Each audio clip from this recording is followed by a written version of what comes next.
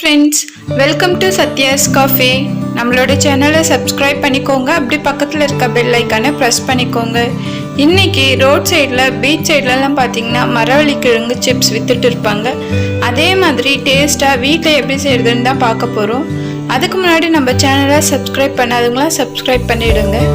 இந்த ரெசிபி பார்த்திங்கன்னா ரொம்பவும் டேஸ்ட்டாக இருக்கும். இதுக்கு நான் ஒரு மரவள்ளி கிழங்கை எடுத்துருக்கேன்.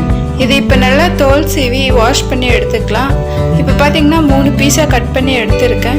இதை நம்ம வாழைக்காய் பஜ்ஜிலாம் சீவோம் இல்லையா, அந்த சீவலை வச்சு நீளமாக இந்த மாதிரி மெலிசாக சீவி எடுத்துக்கலாம்.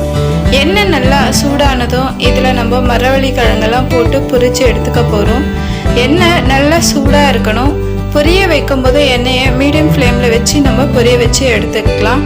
இது நல்லா 2 பக்கமும் ப்ரௌன் கலரில் ஆகி வர வரைக்கும் இதை நம்ம ஃப்ரை பண்ணி எடுத்துக்க போகிறோம். ஒரு பக்கம் ஃப்ரை ஆகிடுச்சு. இப்போ இன்னொரு பக்கம் திருப்பி போட்டு ஃப்ரை பண்ணிக்கலாம். நம்ம ரோட் சைட்லலாம் பார்த்தீங்கன்னா அந்தளவுக்கு ஹைஜீனிக்காக இருக்காது. பீச்லலாம் பார்த்தீங்கன்னா இந்த மாதிரி சிப்ஸ் விற்றுட்டு இருப்பாங்க.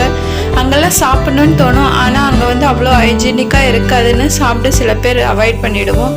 இந்த மாதிரி நம்ம சீசன் டைமில் மரவள்ளி கிழங்க இந்த மாதிரி சிப்ஸ் போட்டு நம்ம வெயிலில் காய வச்சு வீட்டில் எடுத்து வச்சாலும் நம்ம இதை மாதிரி ஃப்ரை பண்ணி சாப்பிடலாம். இது பார்த்திங்கன்னா உடம்புக்கு நல்லதும் கூட, ஹைஜீனிக்காகவும் இருக்கும். இதே மாதிரி நான் மறுபடியும் இன்னொரு செட் போட்டு ஃப்ரை பண்ணி காட்டுறேன் பாருங்கள்.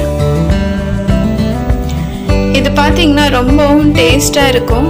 இப்போ எல்லாமே நம்ம ஃப்ரை பண்ணி எடுத்தாச்சு. இதுக்கு மேலே நான் டேஸ்ட்டுக்காக உப்பு காரமும் சேர்க்க போகிறேன். இப்போ இந்த மாதிரி குட்டியாக எதுனா ஒரு பாக்ஸ் இருந்தால் எடுத்துக்கோங்க. அதில் தேவையான அளவு உப்பு சேர்த்துக்கலாம். நான் இன்றைக்கி ஒரு மரவள்ளி கிழங்குக்கு இவ்வளோ சிப்ஸ் வந்திருக்கு. இதுக்கு 1.5 ஸ்பூன் உப்பு சேர்த்துருக்கேன்.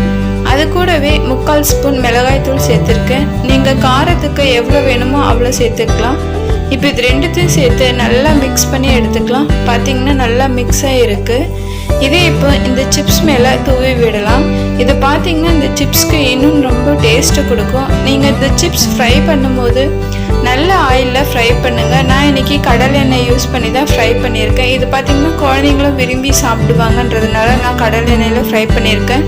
இந்த ரெசிபி உங்களுக்கு பிடிச்சிருந்ததுன்னா மறக்காமல் நம்மளோட சேனலை லைக் பண்ணுங்கள், ஷேர் பண்ணுங்கள், சப்ஸ்கிரைப் பண்ணுங்கள். தேங்க்ஸ் ஃபார் வாட்சிங். இது உங்கள் சத்யாஸ் காஃபி.